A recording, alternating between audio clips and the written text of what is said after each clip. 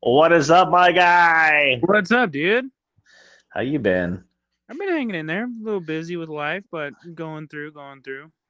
I totally understand how that is, man. I totally get it. And once that baby gets here, it'll be even more so. Yeah, and you actually got to like take the baby to go do random crap. And shit. Yeah, I get it.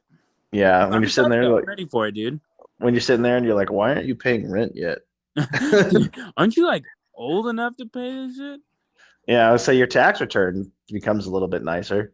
Um, but yeah, man, no, things have been good. Hey, funny side note, uh, on our analytics, we've added yet another country to our listener base. What would that be? Uh, we have our first Middle Eastern country with the United Arab Emirates. Really? Yeah, yeah. Huh? Which again, like I am always amazed and humbled at how many people have found us. I, I guess personally, I never considered us big enough yet to be like found by such an international audience. So I really appreciate you guys finding us and spreading the word to your friends around the world. And mid tier thoughts goes global, man. I know, dude. I never thought. To be honest with you, I thought this was just gonna be a weekend thing, and then we'd figure out it really sucked, and we'd kind of move on. But Right? this is awesome, dude. It is kind of funny looking back, figuring that I think we started this back last November ish, Hmm. around that time frame, and it is just kind of funny looking back and seeing how we kind of started this as like, we'll just see how it goes. It's just going to be kind of a fun thing if people listen, whatever. If not, thoughts on paper, and to see what it's grown into and the people we've been able to like meet and network with and connect with has been really awesome. Yeah, yeah. Honestly, dude. I still want to Yeah, use it to my advantage and maybe get back out there, do some more networking, find some more people. So if you're in my area, let me know. I'm even willing to travel a little bit. We can all hang out, do some shooting, do whatever. absolutely. Yeah, no, it's funny actually. I mean, I know I've talked about it a little bit before, but I found a group of guys to shoot with out here in Idaho that I met entirely through Instagram and as people listening to the podcast, things like that, and then following me on Instagram and then just posted up, hey, moved to North Idaho. And next thing um, I've got friends and we're going out and shooting on a regular basis. And it's just been really interesting to see like what it's turned into. And, being able to talk to having some of the people we've had on the show and then maintaining a good relationship with those guys. It's been really cool. Yeah. Yeah, it has been. And we definitely had our ups and downs with the show. So thank you so much for guys for sticking with us and supporting. It's awesome. Yeah, absolutely. I mean, it's funny too. Like you and I have talked about this. In all honesty, there's been definitely some episodes where we've gotten on here and we're like, you know, you would think sometime, I don't know. I think some people might think that we actually put a lot of prep work into this, and there's definitely been times where about Sunday night at 7:30, we're going to record at 8 o'clock, and we're like, hey, what should we talk about? you know, and then we're just like, F it, we go live, we're winging it, boys. We're doing this And live. yeah, and then like afterwards, I'll be sitting there editing, and I'm like, man, I don't know about this one. And then I'll get like 10 messages being like, bro, this was the best one yet. Damn, dude. I love it. Yeah, it's a good time. So anyway, getting into it, I do want to start this off right. So for anyone in the North Idaho area, if you are looking for tires, mechanical work, commercial roadside assistance, check out IDL Tires, www.idltires.com. I may or may not work there, and I may or may not be asking you to come support our business. So yeah, I mean, definitely if you're in the area and you need stuff and you want to support me, support the business, keep this thing going, come out, check us out online, www.idltires.com. We do basically everything outside of super heavy motor work, and we'll work on everything from golf carts to semis. So, with our first advertiser out of the way, moving on. Sweet, sweet. I can dig it. So, yeah, So, speaking of, go yeah, ahead. Sorry, go ahead. my speaking of networking, let's talk about just the great benefits and the great upside of just getting out there. Being a little social butterfly can really get you. Absolutely.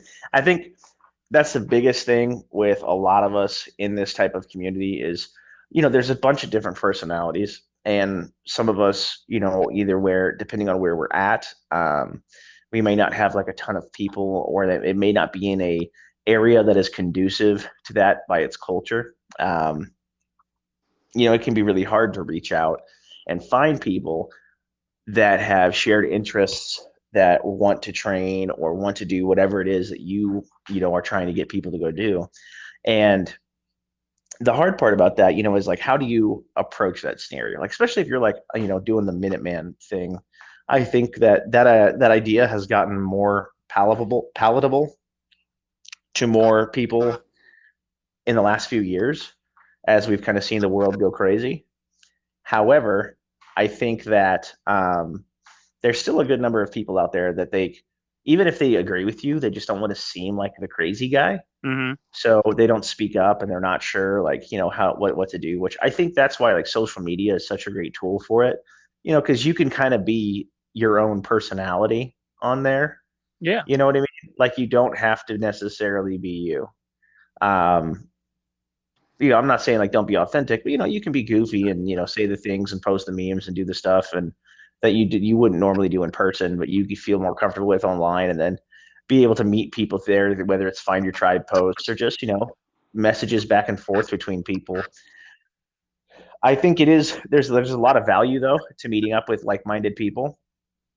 Mm-hmm. I think that the big thing obviously is like, one, everyone, you can't do this by yourself, right? And I would say like the level of burnout is going to be a lot higher if you are doing this by yourself, Oh yeah. especially if you're in an area that's not very like cool with this kind of stuff. I'm thinking like Seattle area, Southern California, things like that. It becomes really easy to justify quitting And because you feel like you're alone. and just not becoming a part of anything, and just giving up on the whole idea of it. Yeah. Yeah, exactly. Because it's like you're out there, you're super stoked, and you want to share that excitement with somebody, but there's no one to share it with, and eventually that excitement dies, and there's nothing to revitalize it.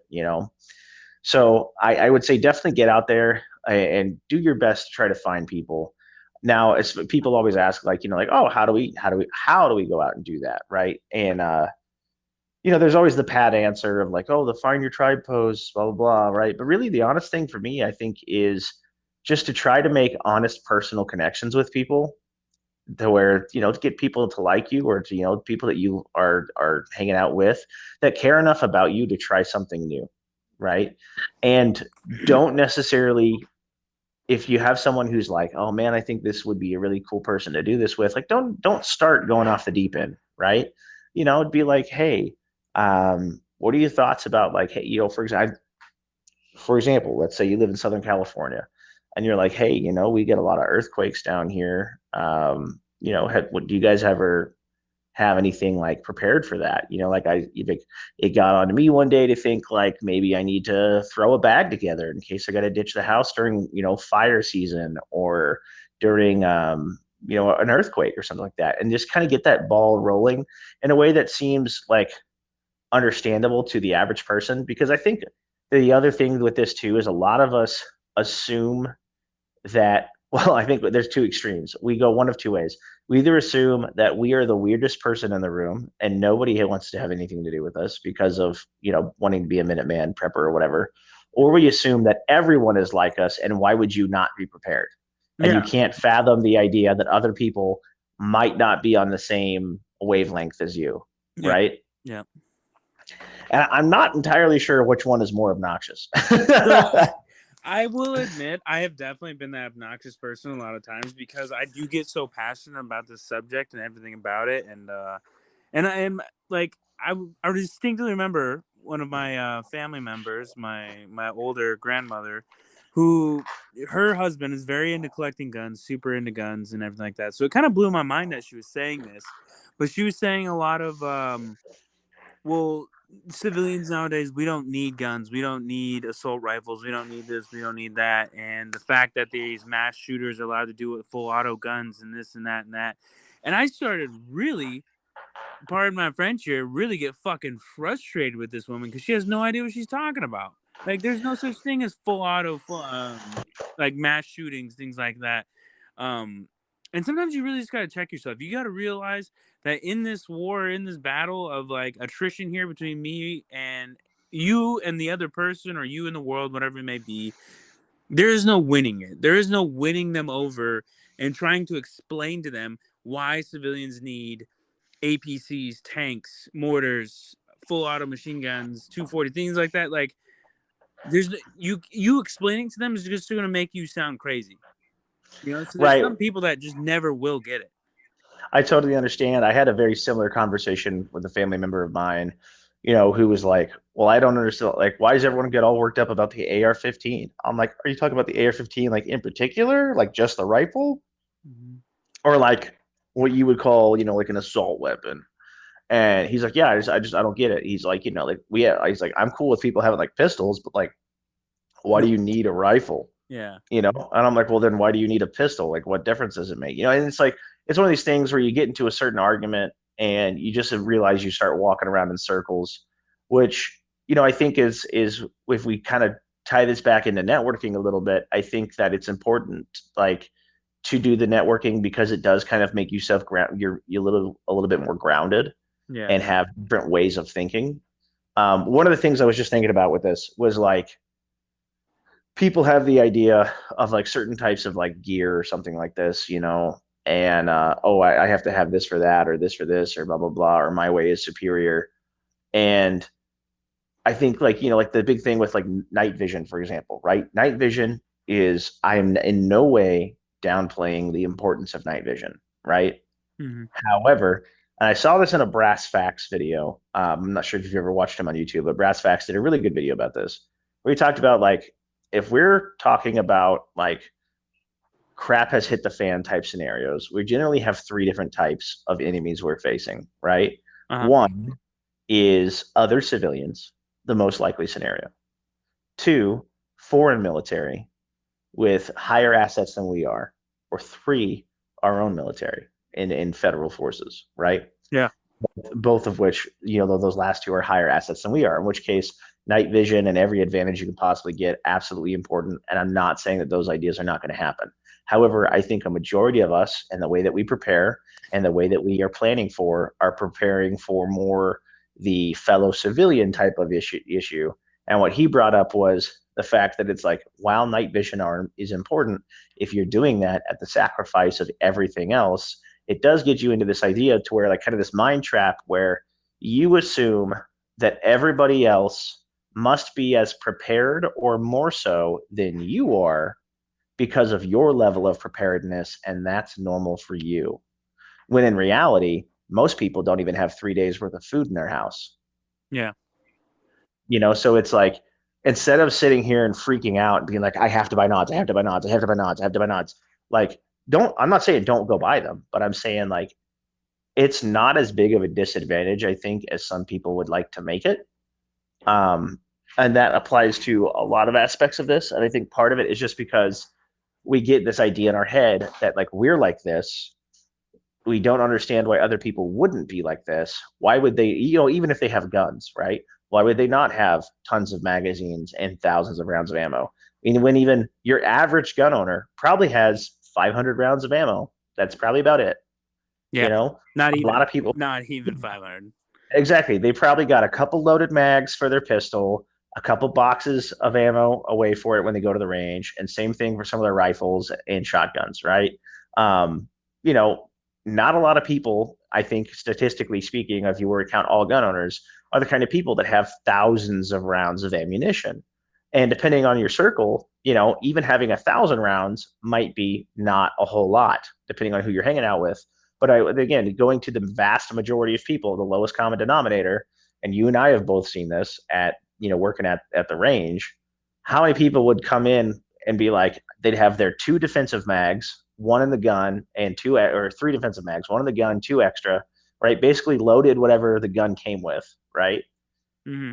They would have two extra mags, and those would be their range mags, and they would just buy range ammo when they came in. That was it. Yeah. If the world ends tomorrow, I've got my 50 rounds of 9mm, and if I need more than that, well, you know, it's too bad of a situation anyway. That's your average gun owner. you know, that's your average person in this country that if they have any level of like type of preparedness, maybe a couple cans of beans sort of way. And so I think sometimes like that idea of like of networking, then it helps people normalize this type of thing, and it also shows people like where their faults and flaws might be that they might not like realize themselves. Mm-hmm. um, on one hand, you might have the new guy who doesn't realize that, like, oh, I need medical, you know, that's important. I should have some. And then, on the other side, you might have the guy who's been in this for a while who's like, maybe this guy's right. And I don't necessarily need like this one crazy thing that I have, or like, I don't need to stress out about getting this things like, for example, radios, right? Let's say, you've got a bow thing for now, right? Which even that is more than most people are going to have, period, right? Yeah. And I know people make, and again, I'm probably going to get a bunch of shit for this. I know people make a big deal about radios, and I understand the argument. But again, I think realistically, the only people that are going to do the capability to like track me with my radio to hunt me down and kill me from sending radio traffic are going to be one, foreign military, two, our own forces, or three, other people like me. And ideally, if you're somebody else like me and I haven't wronged you, I can't imagine why you would be coming after me. You know what I mean? Yeah. For your shit, but yeah, I get what you mean. It's like I'm not trying to downplay like, please go upgrade your stuff as you learn, but Uh-huh. don't sit here and like frantically freak out about like, man, I gotta get rid of this thing. This thing is crash. I gotta get rid of this, because I think sometimes like that's like the importance of having those networking and having people who are, more skilled than you and less skilled than you, and you can kind of gauge where you're at in that list and kind of learn from them and be like, oh, maybe the hype of this one thing isn't as big as it seemed, or maybe this thing is really important and everyone agrees and I'm the odd guy out. And I really have to get that. Yeah. Yeah. So I think networking has a huge thing for that, not just of like the obvious training benefit, but just like the diversity of thought on how to Mm-hmm. handle things and the diversity of experience. Everyone's coming from a different walk of life. Like some of the guys I went to go train with, one of the guys shoots, USPSA matches like all the time. Mm-hmm. And we did, some fundamentals courses, and it was phenomenal. It was absolutely fantastic. He did a great job putting it on, and it was good. It was really good. Um, you know, I figured out that my hold at 30 yards, or yeah, 30 yards with my carry handle AR was a lot higher than I thought it was. So, it's kind of learning to adjust for things like that, and doing some similar drills. And it was interesting because like, he had that awesome experience and that awesome training. And then I got in return to be able to teach them some small unit tactics type stuff, right? Mm-hmm. And they hadn't had much experience with that. So it was really nice to be able to bounce off of each other, right? To go from someone who was way better at teaching like shooting fundamentals than I would have been in that scenario, and then being able to deliver a skill set that they weren't familiar with, and we benefited off each other, right? And we kind of started to blend, the two worlds together in a really good way. So I Yeah. mean, I think that's a really awesome part about that. That is super cool. Yeah. Just being able to network out like that, get all those different backgrounds, those different experiences, everything like that.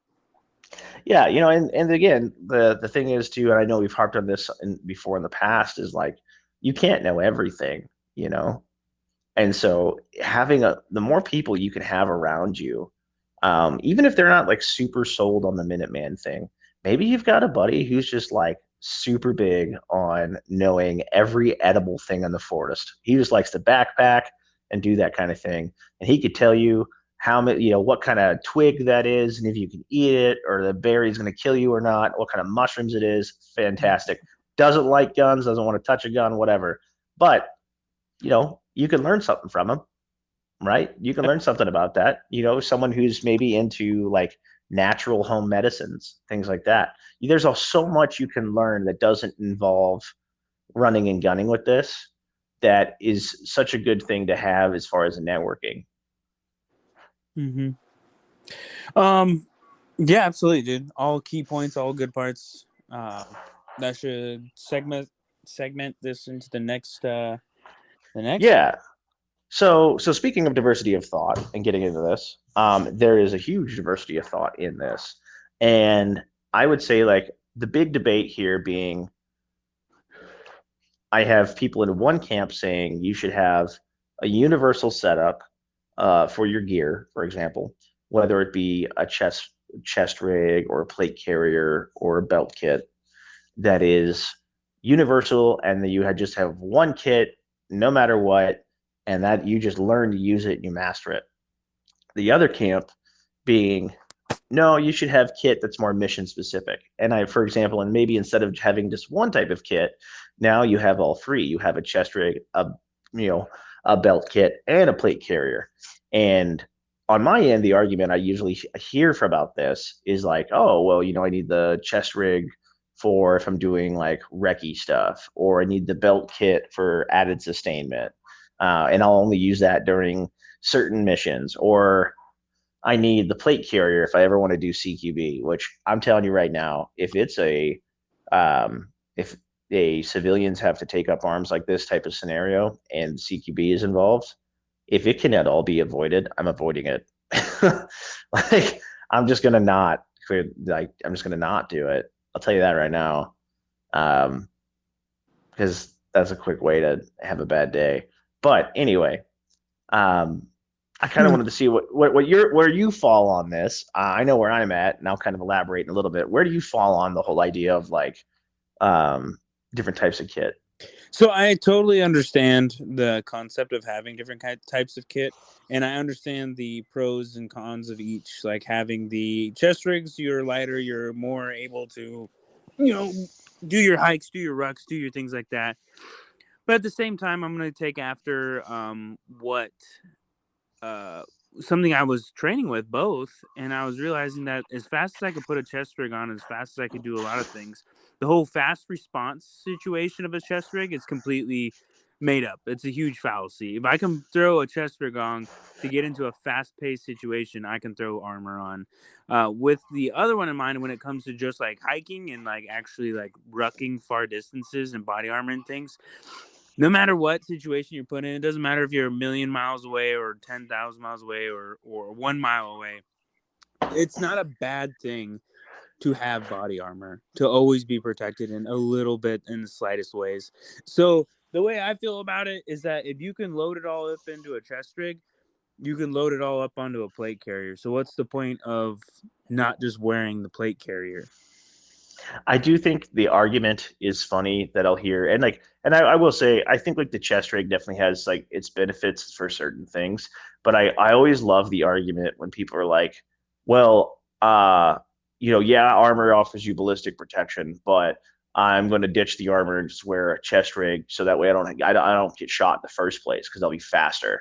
I'm like, bro, this isn't a video game. You don't get plus 20 speed because you drop the plates. You know what I mean? Like Yeah. your plates are not that heavy. They are not slowing you down that much. You know what I mean? Mm-hmm. Like I'm sitting here thinking like I can't think of any literal scenario where someone's aiming at a moving target and being like, ah, dang it, he took his plates off. I can't hit him now.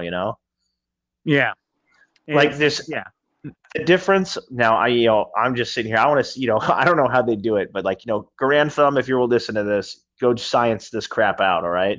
I want to see somebody, do the difference of, what it looks like from the shooter's perspective of someone wearing plates and someone wearing not, wearing a chest rig, because I'm willing to bet you, because if your kit is all the same weight, right, with mags and ammo and everything else, and the only difference is your plates, even if you're like me and you got some like the ESAPI plates, which are on the heavier side, like, yes, the chest rig is a little bit lighter, but I'll tell you right now, I've run in both of them. I don't notice a difference.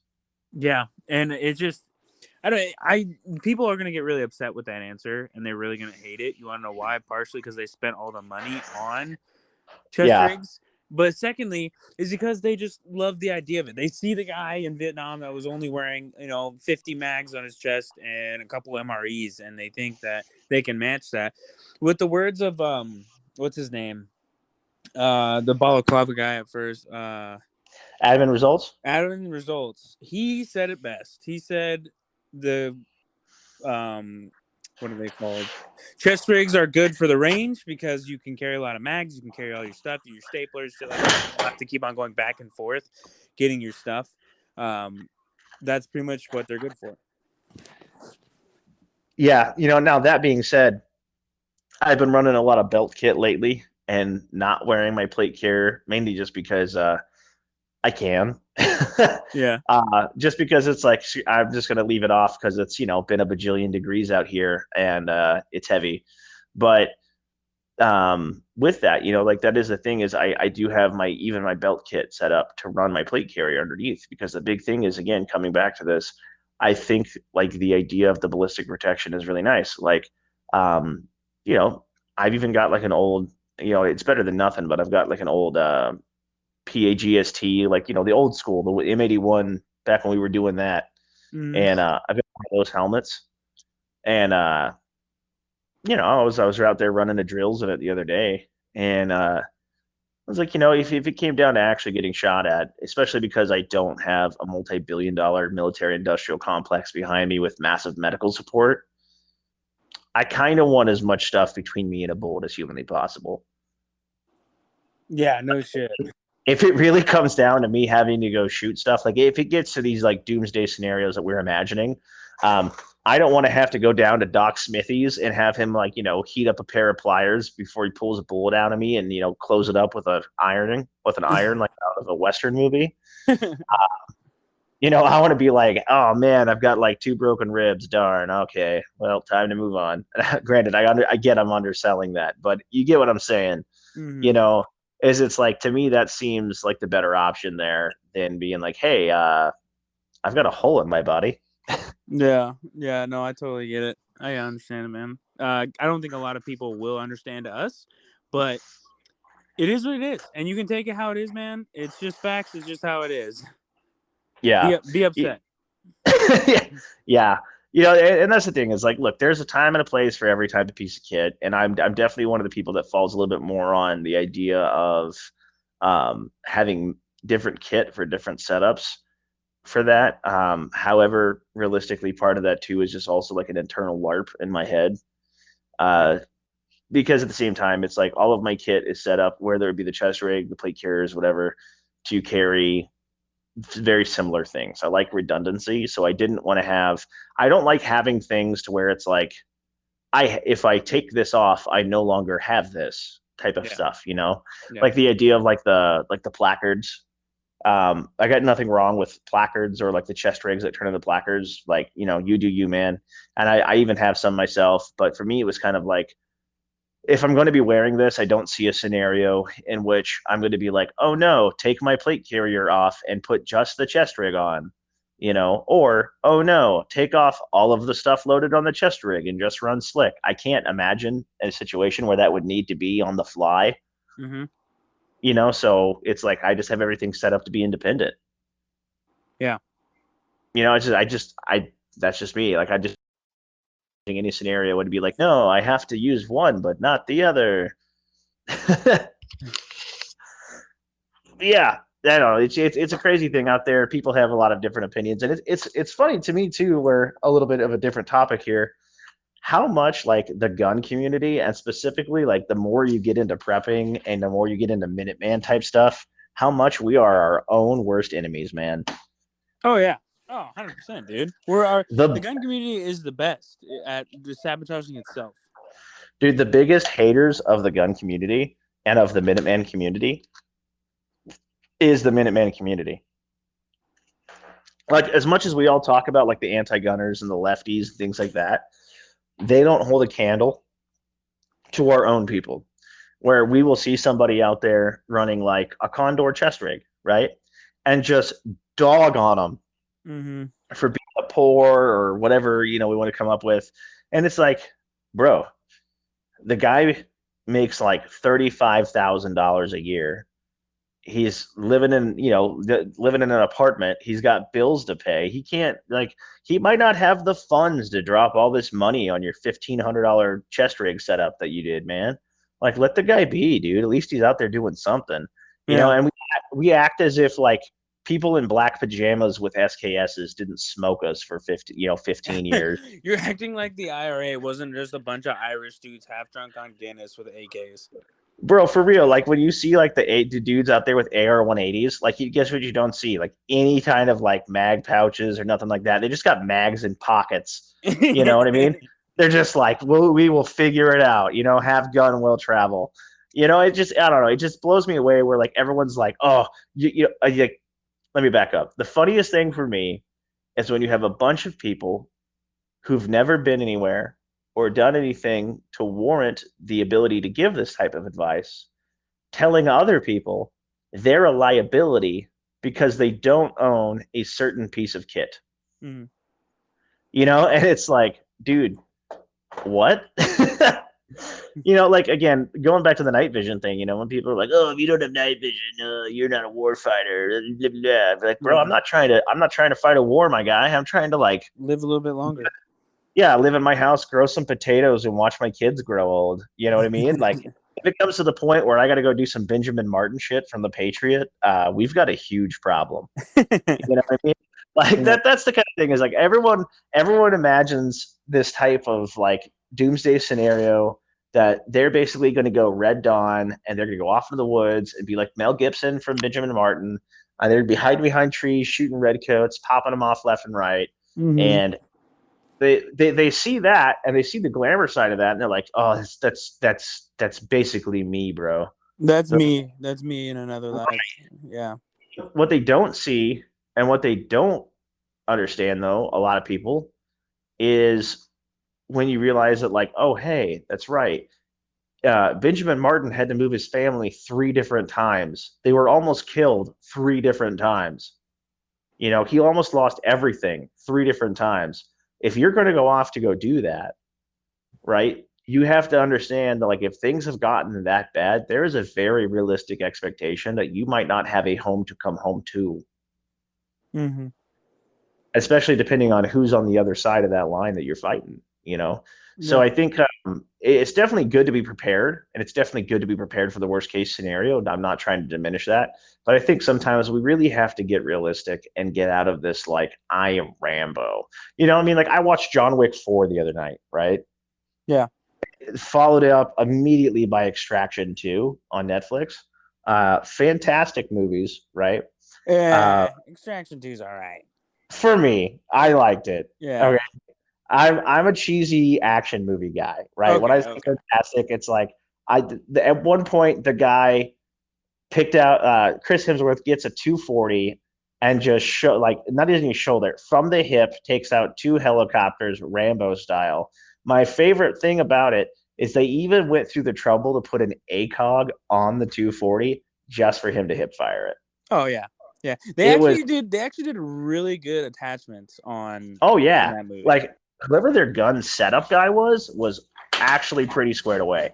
Um, but it's like I love watching those movies, but the real, it's one of those things where it's like I watch that. Oops, something fell in my garage. I watch that, but I don't sit there and think like that's literally me. I could do that. You know what I mean? Like I'm watching Mhm. this, and I'm like John Wick just had to fight his way up these stairs 3 different times. Spoiler alert, by the way. Um, and fought like 200 people, all right, with a basically a pimped out staccato 2011. And I'm sitting here thinking like, bro, if I ever find myself in that situation, I'm gonna be like, what led me to this point? What point in my life to the point where one, I had to walk upstairs more than necessary, and two, had to fight people doing it. I thought that was a really cool scene when they did like the drone shot like up above. That was really cool. That was really cool, actually. I Dragon's Breath. Yeah. that was pretty tight. So I have like incredibly high hopes now. I've messed with Dragon's Breath like once or twice, um, but that movie was definitely gave me like really high expectations of it. And my favorite part is I watched it with my son, and he loves the John Wick movies. Yeah. He's he's like these are the best movies ever. He's Ever like, Dad, created. we He's like, dude. Somehow the dude who played, not in Dumb and Dumber, but what did he play? Not Bill and Ted. Yeah, the guy who plays in this became our generation's Arnold Schwarzenegger. Dude, it is wild to think that like the dude whose previous work was like, bro, radical dude, um, and being like basically a stoner going through a time machine is now like the action hero for us. You know, Mhm. he's the gun Jesus. You know, That's what they call him, dude. Gun Jesus, man. I mean, it's like the fact that he like basically saved like gun cinema single handedly.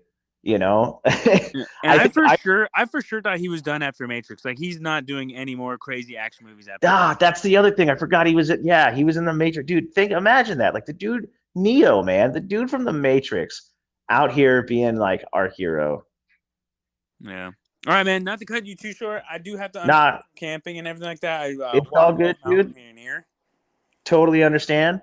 Like I said, this one was going to be a little bit shorter. So, Yeah. for everyone listening, thank you for hanging out. Thank you for listening with us. We'll probably get back on track with doing some longer episodes once summer gets off. Although until then, we're both incredibly busy, so it'll probably be a little bit shorter ones like that, a little bit easier to listen to on the way to and from work. Other than that, guys, have a good one. Remember to check out the Men with Green Eyes. Type in mid tier 10 for a discount. Check out Boogeyman Actual as well. Tap Rack Tyler and idltires.com. Other than that, have a good one, and we will catch you next time. Yeah. Later, man. See ya.